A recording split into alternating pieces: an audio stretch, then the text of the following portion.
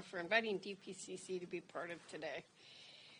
Let's just be clear. For the past 4 weeks, we've seen nothing but the Republicans putting forth divisive distractions and legislation that's doing nothing to make anybody's life better. And they just keep pitting us all against each other at a time we need to be uniting for a whole lot of issues that impact our economic and national security. Meanwhile, President Biden and Democrats are actually getting things done to make a difference in people's lives. Both of the previous speakers, Pete and Ted, talked about the PACT Act. This week, the PACT Act. This week, we are seeing two very real, meaningful announcements of action on Democratic policies.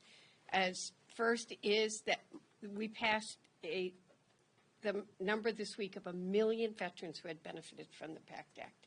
But you know what? Those aren't numbers.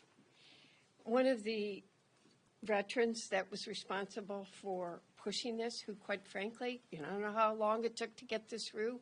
John Dingell had some of the very first hearings when it came to. And he was in tears again with me this week because I saw him. He's on oxygen. He's very active in the VSO groups. But he said, I can die now. My family will be taken care of.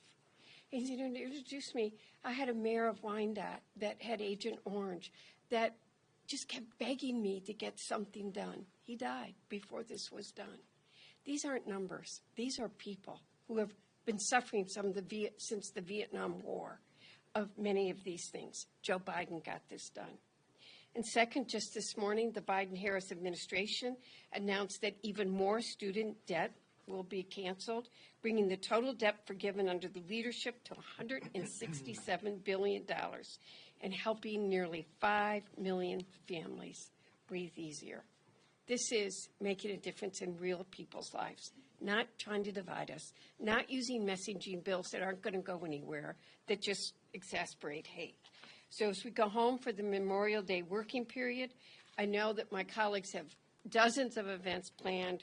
We're going to be working very hard with our veterans to remember those that gave their life to fight for our freedoms, because we never do take our freedoms for granted. Thank you. And with that, I'm going to introduce my co-chair of the DPCC from Massachusetts,